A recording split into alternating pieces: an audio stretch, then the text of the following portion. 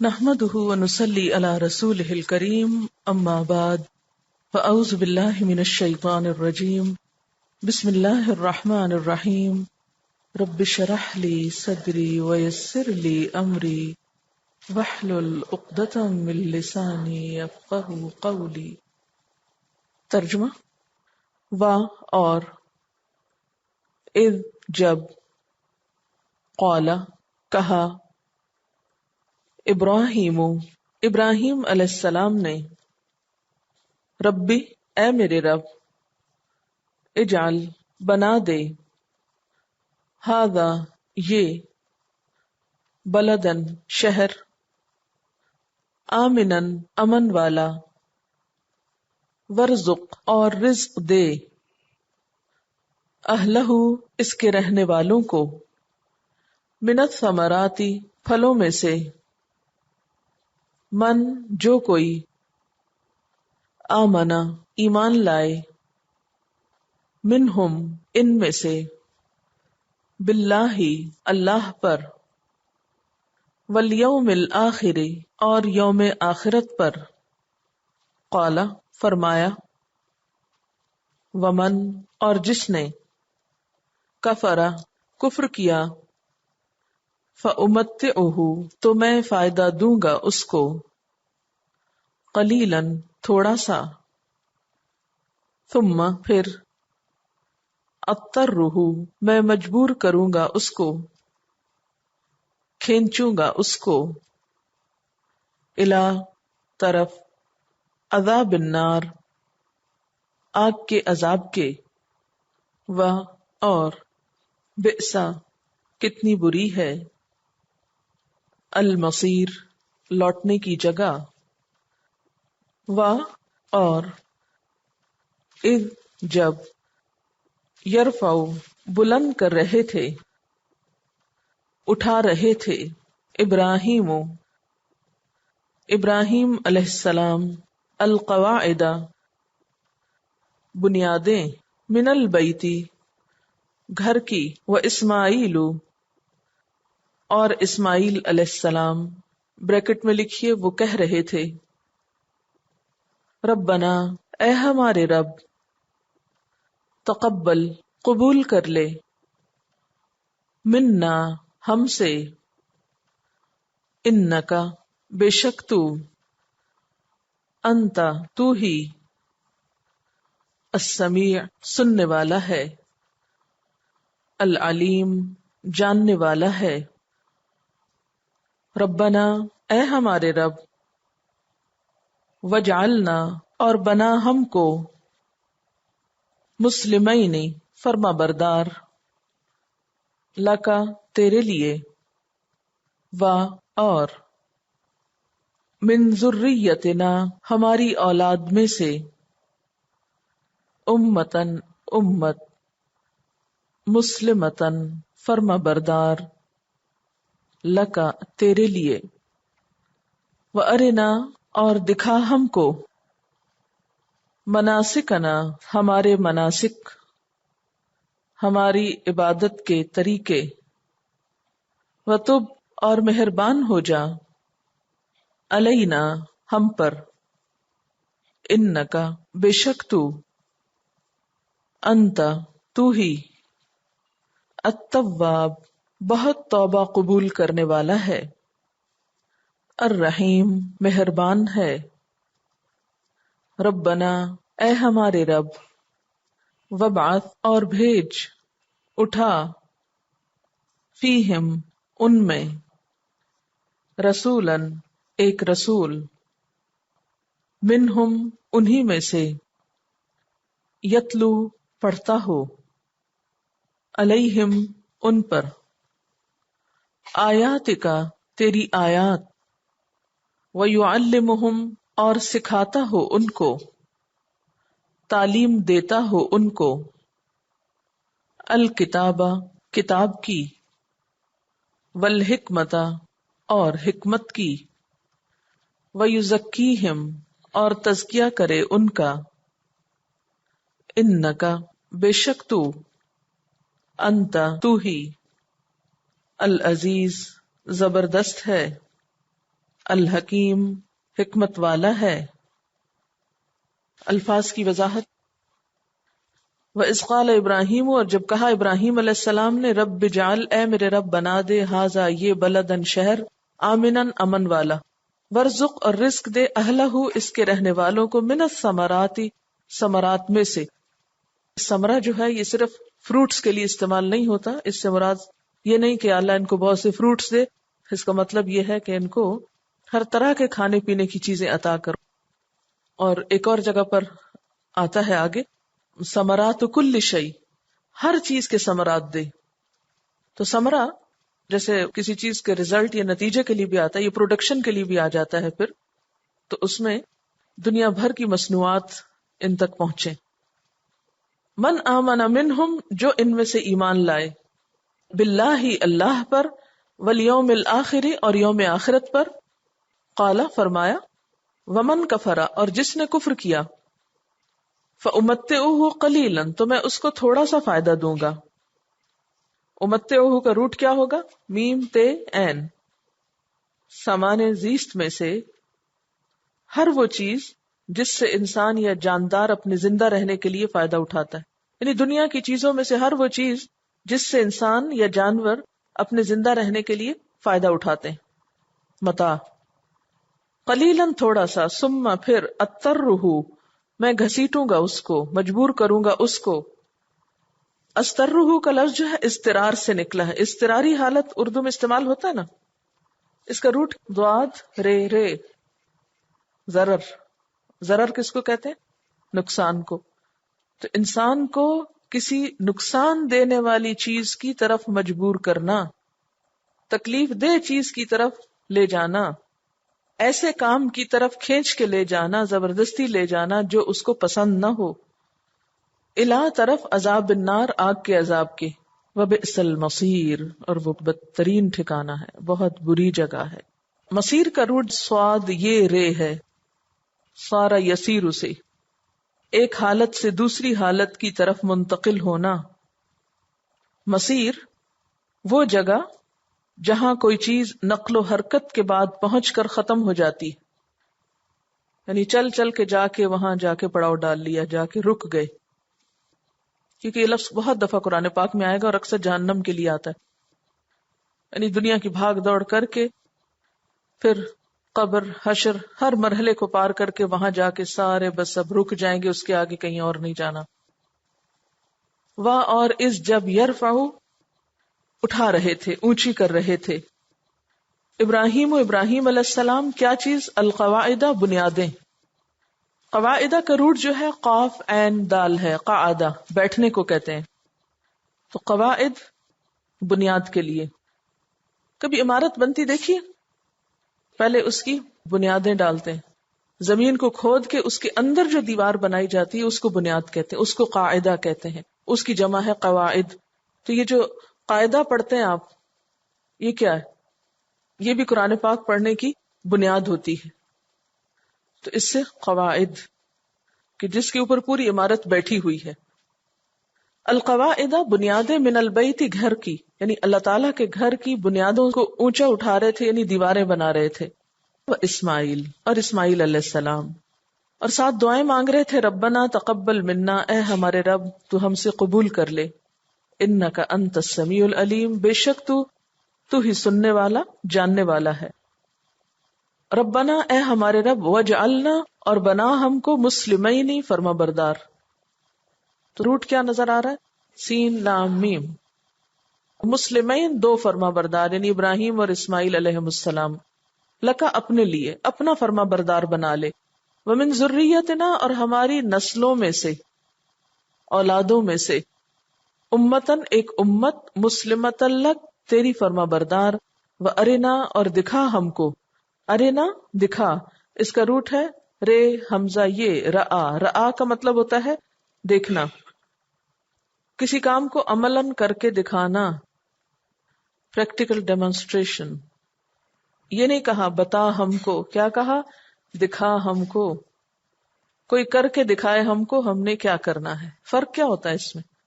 صرف بتانے اور دکھانے میں کیا فرق ہے؟ تعلیم کا طریقہ بتایا جا رہا ہے یہاں. زیادہ سمجھ میں آتا ہے. جب کوئی کام کر کے دکھا دیتا تو پھر نہیں بھولتا. وَأَرِنَا مَنَاسِكَنَا، اور ہمارے مناسک ہم کو دکھا دے. تو پھر اللہ تعالیٰ نے ہو سکتا ہے فرشتوں کے ذریعے، جبریل علیہ السلام کے ذریعے وہ سارے کام ایک دفعہ کر کے پریکٹیکلی دکھا دیے کہ پہلے یوں کرنا ہے، پھر ایسے کرنا ہے، پھر ایسے کرنا، پھر ان کو طریقہ آ گیا. اس لیے حج کے بارے میں جب کسی کو سکھانا ہو تو اس کو پریکٹیکلی بتانا چاہیے، ایسی چیزیں دکھا دینی چاہیے جس سے دوسرے کو جلدی سمجھ آئے. وَتُبْ عَلَيْنَا، اور مہربان ہو جا ہم پر. تو مناسک منسک کی جمع ہے.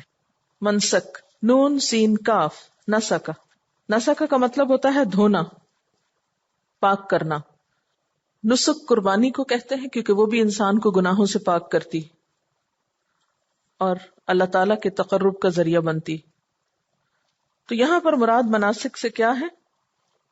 طواف کا طریقہ، عرفات میں کیا کرنا ہے، مزدلفہ میں کیا کرنا ہے، منا میں کیا کرنا ہے، کنکریاں کیسے مارنی، یہ سب طور طریقے اور مجموعی طور پر ساری عبادت کے طریقے. وَتُبْ عَلَيْنَا، اور مہربان ہو ہم پر. اِنَّكَ، بے شک تو، انت تو ہی، التواب، توبہ قبول کرنے والا ہے، الرحیم، بہت مہربان ہے. ربنا، اے ہمارے رب. وَابْعَثْ فِيهِمْ، بھیج یا اٹھا ان میں، رسولاً، ایک رسول، منہم، انہی میں سے. ایک کیوں کہا؟ ایک کدھر لکھا ہوا ہے؟ رسولاً اسم نکرہ ہے اور نکرہ کے ترجمے میں ایک انڈرسٹوڈ ہے. منہم، ان میں سے، یتلو علیہم، پڑھتا ہو ان پر، تلاوت کرتا ہو ان پر، آیات کا، تیری آیات کی. وَيُعَلِّمُهُمْ، اور ان کو تعلیم دیتا ہو. علّمَ یعلم، تعلیم، کتاب کی، والحکمت، اور حکمت کی. حکمت جو ہے اس کا روٹ ہے ہے کاف میم. حکم، وہ قوت یا صلاحیت جس سے انسان معاملات کا فیصلہ حق کے مطابق کرتا ہے. یعنی گویا حکمت فیصلہ کرنے کی صلاحیت ہے، یعنی ڈیسیژن پاور، اور صحیح طور پر فیصلہ کرنے کی صلاحیت. یعنی کون سا کام کس وقت، کب، کیسے، کہاں کرنا ہے، یہ ہوتی ہے حکمت. کس وقت پیار سے بات کرنی ہے، کس وقت ڈانٹ سے بات کرنی ہے، کس وقت خوش ہونا ہے، کس وقت ناراض ہونا ہے. تو یہ ہر وقت جو فیصلے ہم اپنے اندر کرتے ہیں نا کہ اب یہ کام ایسے کرنا ہے، تو جو شخص صحیح فیصلہ اپنے اندر کر لیتا ہے کہ اب مجھے یہ کرنا چاہیے، تو وہی حکمت سے کام لیتا ہے اور کامیاب ہوتا ہے. قرآن پاک میں آتا ہے وَمَن يُؤْتَ الْحِكْمَةَ فَقَدْ أُوتِيَ خَيْرًا كَثِيرًا. جس کو حکمت مل گئی. حکمت کہاں سے مل گئی؟ کوئی آسمان سے اترتی ہے؟ سب کو اللہ نے دی تو ہے قوت فیصلہ، لیکن کچھ لوگ اس کو صحیح استعمال نہیں کرتے، سستی کے مارے یا غفلت کی وجہ سے یا لاپرواہی کی وجہ سے یا اپنی خواہشات کی پیروی کی وجہ سے. لیکن جو لوگ اپنی نگاہوں کو کھول کے رکھتے ہیں، اپنے انجام پہ غور کرتے ہیں، ان کی یہ صلاحیت بہت اچھی ہو جاتی. اب اس کے لیے دعا بھی مانگنی چاہیے اللہ تعالیٰ سے. تو یہ بہت بڑی نعمت ہے. وَمَن يُؤْتَ الْحِكْمَةَ، جس کو حکمت مل گئی، فَقَدْ أُوتِيَ خَيْرًا كَثِيرًا، اس کو بہت بڑی خیر مل گئی، بہت بڑی نعمت مل گئی. تو عام طور پر ہم زندگی میں خطائیں کیوں کرتے ہیں یا ہم غلط راہوں پہ کیوں چل پڑتے ہیں؟ کیونکہ ہماری قوت فیصلہ درست نہیں ہوتی. اب دیکھیے کہ اللہ تعالیٰ نے تعلیم تو سب قرآن پاک میں دی ہے، دیکھیے کس حکم پر کب عمل کرنا ہے، کون سا کام پہلے کرنا ہے، کون سا بعد میں کرنا ہے، پرائرٹیز ہماری کیا ہے، کون سی چیز کتنی مقدار میں کرنی ہے. تو یہ جو فیصلہ ہے اس کا نام حکمت ہوتا ہے. اس میں کچھ چیزیں انسان علم سے حاصل کرتا ہے، کچھ لوگوں کی صحبت سے حاصل کرتا ہے کہ کون کس وقت کیا کام کیسے کر رہا ہے. یہ چیز صرف نالج سے نہیں حاصل ہوتی، یہ چیز صرف علم سے حاصل نہیں ہوتی، اس کے لیے صحبت بہت ضروری ہوتی ہے. لیکن یہاں حکمت سے مراد نبی صلی اللہ علیہ وسلم کی سنت ہے، سیرت ہے، آپ کی زندگی ہے. قرآن پاک میں تو اللہ تعالیٰ کے احکامات تھے، لیکن حکمت سے کیا چیز ملی کہ ان احکامات پر عمل کیسے کرنا ہے. یہ آپ کے اسوہ حسنہ سے ہم کو ملی چیزیں. وَيُزَكِّيهِمْ، اور ان کو پاک کرے. تزکیہ اس کا روٹ ہے زے کاف واو. پاک اور صاف کرنا، نشو نما دینا، یعنی لوگوں کے عقائد کو، سوچوں کو، خیالات کو، گفتگو کو، اخلاق کو، کردار کو، اعمال کو پاک اور صاف کرے اور انہیں نشو نما دے، یعنی ان میں سے جو اچھی چیزیں ہیں ان کو انکریج کرے. انکا بے شک تو، انت تو ہی العزیز زبردست ہے، الحکیم حکمت والا ہے. اعوذ باللہ من الشیطان الرجیم، بسم اللہ الرحمن الرحیم. مسجد صرف بنانی ہی کافی نہیں بلکہ اس کو صاف ستھرا رکھنا اور خوشبودار رکھنا. کیوں؟ اس لیے کہ ایسی جگہوں پر فرشتے آتے ہیں نا، تو فرشتے جو ہیں جہاں پر بو ہوتی ہے، گندگی ہوتی ہے، وہاں پر نہیں آیا کرتے. تو ہمیں کانشیسلی ایسی جگہوں کی صفائی رکھنا ہے. پھر حضرت جابر رضی اللہ تعالیٰ عنہ سے روایت ہے کہ نبی صلی اللہ علیہ وسلم نے فرمایا، جو شخص لہسن یا پیاز کھائے وہ ہم سے الگ رہے، یا فرمایا وہ ہماری مسجد میں نہ آئے اور اپنے گھر میں ہی بیٹھے، کھاتا پیتا رہے. پھر اسی طرح حضرت عائشہ رضی اللہ تعالیٰ عنہ سے روایت ہے کہ نبی صلی اللہ علیہ وسلم نے مسجد میں قبلے کی دیوار پر تھوک یا بلغم دیکھا تو اسے خود کھرچ دیا، یعنی اسے صاف کر دیا خود. اللہ کے رسول صلی اللہ علیہ وسلم کا اپنا کتنا بڑا مقام ہے، لیکن خود اپنے ہاتھ سے صفائی کی. تو ایسی جگہوں کی صفائی جو ہے وہ بہت ہی باعزت کام ہے اور اسے شوق اور خوشی سے کرنا چاہیے، اور یہ نہیں سمجھنا چاہیے کہ ہماری شان کے خلاف ہے. اگر اللہ کے رسول صلی اللہ علیہ وسلم کرتے ہیں تو باقی کسی کو کرنے میں کیا حرج ہے، اور اسے دوسروں پہ نہیں ڈال دینا چاہیے اچھا دوسرا کوئی کر لے گا، بلکہ خود شوق سے کرنا چاہیے.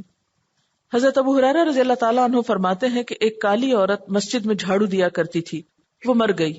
آپ صلی اللہ علیہ وسلم نے جب اسے نہ دیکھا تو لوگوں سے اس کا حال پوچھا. انہوں نے کہا وہ مر گئی ہے. آپ نے فرمایا تم نے مجھے کیوں نہ خبر کی، چلو اب اس کی قبر بتاؤ. پھر آپ اس کی قبر پر گئے اور نماز پڑھائی، یعنی دفن ہونے کے بعد بھی اس کا نماز جنازہ پڑھایا. اتنا بڑا اعزاز اس عورت کو کیوں بخشا جبکہ وہ ایک معمولی عام سی عورت تھی، کیونکہ وہ اللہ کے گھر کی صفائی کیا کرتی تھی. تو اصل میں کام کے چھوٹے بڑے ہونے کی بات نہیں ہے، اصل بات یہ ہے کہ کون شخص کتنے خلوص کے ساتھ اور کس جذبے کے ساتھ کیا کام کر رہا ہے. پھر اسی طرح مساجد کو اور اللہ کے گھروں کو شرک سے بھی پاک رکھنا چاہیے. صرف صفائی نہیں بلکہ شرک سے پاکیزگی. نبی صلی اللہ علیہ وسلم نے مرض الموت میں فرمایا، عیسائیوں اور یہودیوں پر اللہ کی لعنت ہو کہ انہوں نے اپنے انبیاء کی قبروں کو سجدہ گاہ بنا لیا، یعنی قبروں پر مسجدیں بنا لی. تو وہاں پر وہ جب سجدہ کرتے تو ظاہر ہے کہ صاحب قبر کو بھی سجدہ ہو جاتا. پھر اسی طرح حضرت عبداللہ بن عباس کہتے ہیں کہ رسول اللہ صلی اللہ علیہ وسلم نے فرمایا، مجھے نقش و نگار والی مساجد تعمیر کرنے کا حکم نہیں دیا گیا. یعنی مسجدوں کی صفائی اور خوبصورتی سے مراد یہ نہیں کہ آپ اتنے نقش و نگار ان میں بنائیں کہ لوگ صرف اس کی تعمیر میں ہی کھو کے رہ جائیں اور عبادت میں خلل آئے. حضرت ابو ہریرہ رضی اللہ تعالیٰ عنہ کہتے ہیں کہ نبی صلی اللہ علیہ وسلم نے فرمایا، جب تم کسی شخص کو مسجد میں خرید و فروخت کرتے دیکھو تو کہو اللہ تجھے تجارت میں نفع نہ دے، اور جب کسی کو اپنی گم شدہ چیز مسجد میں اعلان کرتے دیکھو تو کہو اللہ تجھے کبھی واپس نہ کرے. یعنی مسجدوں کو دنیا کمانے کا ذریعہ نہیں بنا لینا چاہیے. پھر اسی طرح مساجد میں اونچی آواز سے باتیں نہیں کرنی چاہیے. تو گویا مسجدوں کو پاک صاف رکھنا جو ہے یہ بہت ہی معزز کاموں میں سے ہے، اور یہ صفائی بھی ان کی آبادکاری کا ذریعہ بنتی ہے. لیکن کتنے افسوس کی بات ہے کہ صفیں بالکل میلی ہو چکی ہوتی ہیں، اور بسا اوقات بچے جو سپارہ وہاں پڑھتے ہیں وہ پھٹے پرانے سپارے جس کے گھر میں ہوتے ہیں وہ سارے لے جا کے وہاں رکھ دیتے ہیں، اور بسا اوقات وہ اس طریقے سے رکھے ہوئے ہوتے ہیں کہ اس میں کوئی خوبصورتی اور ترتیب نظر نہیں آتی. تو کبھی بھی آپ کو مسجد جانے کا اتفاق ہو تو ان چیزوں کی اصلاح کر دیا کریں اور اس کے لیے خود کوشش کیا کریں، خوشبو کا اہتمام وہاں پر یا کوئی بھی کنٹریبیوشن. پھر ایسی جگہوں کی خبر گیری کرنا. وَإِذْ قَالَ ابراہیم، اور جب ابراہیم علیہ السلام نے کہا تھا، رب اجعل هذا بلدا آمنا، اے میرے رب اس شہر کو امن والا بنا دے، پرامن بنا دے. کس شہر کو؟ مکہ کے شہر کو. وارزق اہلہ، اور اس کے رہنے والوں کو رزق عطا کر. کیسا رزق؟ من الثمرات، پھلوں میں سے، یعنی ہر قسم کی نباتات اور ہر قسم کی کھانے کی چیزیں. من آمن منہم باللہ والیوم الآخر، جو بھی ان میں سے اللہ اور یوم آخرت پر ایمان لائے. کیونکہ پہلے اللہ تعالیٰ نے کہا نا کہ لا ینال عہد الظالمین، میرا وعدہ ظالموں کے لیے نہیں. تو اب حضرت ابراہیم علیہ السلام مشروط دعا مانگ رہے ہیں کہ اللہ اچھا ٹھیک ہے، جو ایمان والے ہیں ان کو تو رزق دینا. قال، اللہ تعالیٰ نے فرمایا، ومن کفر، اور جس نے کفر کیا، فَأُمَتِّعُهُ قَلِيلًا، تو میں اس کو تھوڑا سا فائدہ دوں گا، یعنی دنیا کا رزق ان کو بھی دوں گا. تو اس سے کیا پتہ چلتا ہے کہ امامت تو اللہ کی فرما برداری سے ملتی ہے، جنت تو اللہ کی فرما برداری سے ملتی ہے، لیکن دنیا کا رزق کفر کے ساتھ بھی مل جاتا ہے. بہت سے لوگ یہ کہتے ہوئے سنے گئے ہیں نا کہ آخر کیا وجہ ہے کہ دنیا میں جو لوگ کفر کرتے ہیں، اللہ کو مانتے نہیں، ان کو تو اللہ تعالیٰ نے بہت دے رکھا ہے، اور بہت سے مسلمان جو ہیں وہ بھوکے مر رہے ہیں. تو اس کا جواب ہمیں یہاں سے ملتا ہے کہ کفر کی وجہ سے رزق کم نہیں ہوتا، اس لیے کہ اللہ تعالیٰ کے نزدیک دنیا کی کوئی اہمیت نہیں. ایک حدیث میں آتا ہے نا کہ اگر اللہ تعالیٰ کے نزدیک دنیا کی ایک مچھر کے پر کے برابر بھی حقیقت ہوتی تو وہ کسی کافر و منافق یا مشرک کو کچھ بھی نہ دیتا، کوئی بھی چیز نہ دیتا. لیکن یہاں پر کیا ہے کہ یہ دنیا کا سامان تو ہے ہی بہت تھوڑا. فَأُمَتِّعُهُ قَلِيلًا، تھوڑا بہت تو میں ان کو دے دوں گا. ثُمَّ أَضْطَرُّهُ إِلَىٰ عَذَابِ النَّارِ، پھر میں انہیں آگ کے عذاب کی طرف کھینچ لے جاؤں گا، گھسیٹ لے جاؤں گا، انہیں مجبور کروں گا چلو اس میں. وَبِئْسَ الْمَصِيرُ، اور وہ بہت بدترین ٹھکانہ ہے، بہت بری جگہ ہے. کیا چیز؟ آگ. وَإِذْ يَرْفَعُ إِبْرَاهِيمُ الْقَوَاعِدَ مِنَ الْبَيْتِ وَإِسْمَاعِيلُ، اور یاد کرو وہ وقت جب ابراہیم علیہ السلام اس گھر کی بنیادیں اٹھا رہے تھے، یعنی بیت اللہ شریف کی دیواریں اونچی کر رہے تھے. اور آپ کے ساتھ اور کون تھا؟ وَإِسْمَاعِيلُ، اور اسماعیل علیہ السلام. اس سے پتہ چلتا ہے کہ یہ گھر پہلے بھی موجود تھا، اس کی بنیادیں پہلے بھی تھیں. آپ نے کیا کیا؟ انہی بنیادوں پر دوبارہ اس کو بنایا. قسطلانی نے کہا ہے کہ کعبہ 10 بار تعمیر ہوا تھا. سب سے پہلے اسے فرشتوں نے بنایا، دوسری بار آدم علیہ السلام نے، تیسری بار شیث علیہ السلام نے، یہ آدم علیہ السلام کے بیٹے تھے. یہ تعمیر طوفان نوح میں گر گئی. پھر چوتھی بار حضرت ابراہیم علیہ السلام نے، پانچویں بار قوم عمالقہ نے، چھٹی بار قبیلہ جرہم نے، ساتویں بار قصی ابن کلاب نے جو آپ صلی اللہ علیہ وسلم کے جد امجد، آٹھویں بار قریش نے آپ صلی اللہ علیہ وسلم کی بعثت سے پہلے جب حتیم کی جگہ چھوڑ دی گئی تھی، نویں بار عبداللہ بن زبیر نے اپنے دور خلافت میں، 10ویں بار حجاج بن یوسف نے. اس کے بعد بارہا اس گھر کی تعمیر ہوئی، تجدید ہوئی، اور اب موجودہ سعودی حکومت نے بھی کچھ سال پہلے اس کی توسیع کی ہے. بہرحال حضرت ابراہیم علیہ السلام اس گھر کی بنیادیں اٹھا رہے تھے اور ساتھ دعائیں مانگ رہے تھے. کیا؟ ربنا تقبل منا، اللہ تعالیٰ تو ہم سے قبول کر لے. اتنا بڑا کام کر کے کہ اللہ کا گھر بنائے اور اپنے ہاتھ سے کوئی بنائے، اس سے بڑی سعادت کسی کے لیے کیا ہو سکتی ہے. لیکن ساتھ ہی آپ دیکھیں عاجزی کا کیا حال ہے کہ اللہ تو قبول کر لے. ہم تو چھوٹی سی نیکی کر کے اترانے لگتے ہیں اور اپنے آپ کو بڑی چیز سمجھنے لگتے ہیں، لیکن یہاں کیا عالم ہے، اتنا بڑا کام کر کے فکر کس بات کی ہے؟ قبولیت کی، کہ اللہ قبول کر لے. انک انت السمیع العلیم، بے شک تو دعاؤں کا سننے والا، جاننے والا ہے.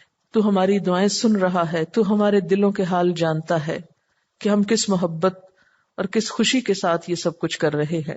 ربنا، اے ہمارے رب، وجعلنا، بنا لے ہم کو، مسلمین لکا، اپنا فرما بردار. اللہ ہمیں اپنا فرما بردار بنا لے، اپنا تابع دار کر لے، اپنی اطاعت کرنے والا بنا لے.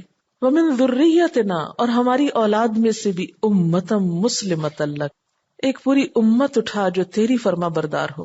یعنی یہ فرما برداری صرف ہمارے لیے ہی نہ رہ جائے، ہماری اولادوں میں بھی ہو. ہم تو 2 ہیں لیکن آگے ہماری اولاد میں سے پوری امت اٹھا. کتنی دور کی سوچ رہے ہیں.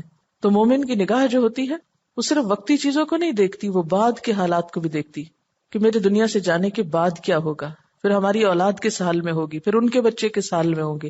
ان سب کے لیے دعا کہ اللہ ان کو بھی فرما بردار بنا. اور پھر صرف اتنا نہیں کہا کہ ہمیں اپنا فرما بردار بنا، بلکہ یہ بھی کہا ارنا مناسکنا، ہمیں عبادت کے طریقے بھی سکھا دے. یعنی واقعی سچے دل سے وہ فرما برداری کی دعا مانگ رہے ہیں، تبھی تو طریقے جاننے کے لیے کہہ رہے ہیں کہ اللہ ہمیں طریقے سکھا دے. کیونکہ صرف جذبہ کافی نہیں ہوتا. مثلاً ہم سب بہت دعویٰ کرتے ہیں ہمیں اسلام سے بڑی محبت ہے، لیکن اپنے اندر کوئی اسکل پیدا نہیں کرتے، کوئی اسکل ڈیولپ نہیں کرتے، کوئی قابلیت حاصل نہیں کرتے، کچھ کر کے نہیں دکھاتے کہ واقعی پھر ہم اسلام کی خدمت بھی کریں. تو یہاں پر کیا ہے کہ اللہ ہمیں فرما بردار تو بنا، مگر ہمیں کام کرنا بھی سکھا کہ کس طرح تجھ کو راضی کریں. کیونکہ اللہ تعالیٰ کے ہاں محض جذبے اور محض باتیں کافی نہیں ہوا کرتی، کچھ کر کے دکھانا چاہیے، اور کرنے کے لیے کرنے کا طریقہ آنا چاہیے. تو اسی لیے کہتے ہیں ارے نہ، دکھا دے ہم کو، کوئی کر کے ہمیں دکھا دے تاکہ ہمارے سامنے عمل کے کوئی نمونے ہوں جنہیں دیکھ کر ہم بھی عمل کر سکیں. کیا کہا؟ دکھا ہم کو مناسکنا، عبادت کے طور طریقے، وتب علینا، اگر پھر کوئی کمی کوتاہی ہو جائے تو ہم کو معاف کر دینا، ہم پہ مہربان ہو جانا.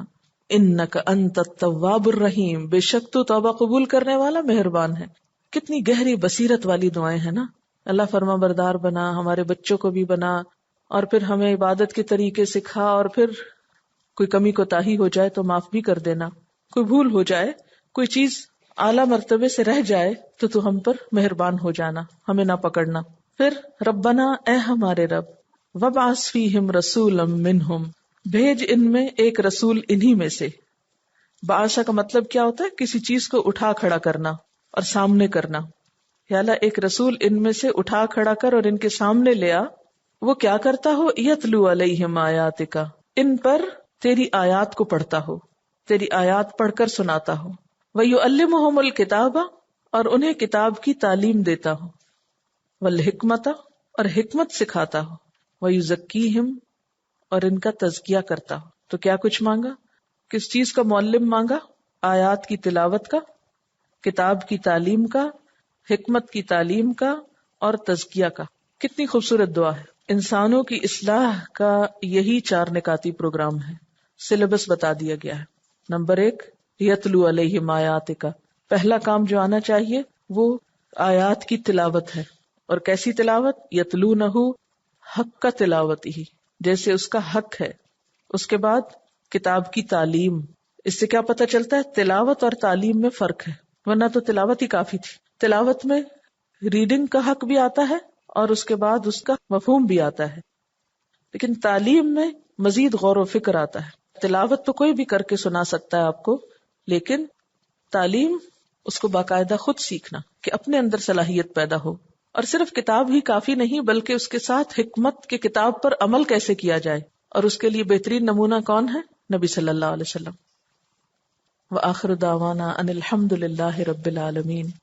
سبحانک اللہم وبحمدک، نشہد ان لا الہ الا انت، نستغفرک ونتوب الیک. والسلام علیکم ورحمۃ اللہ وبرکاتہ.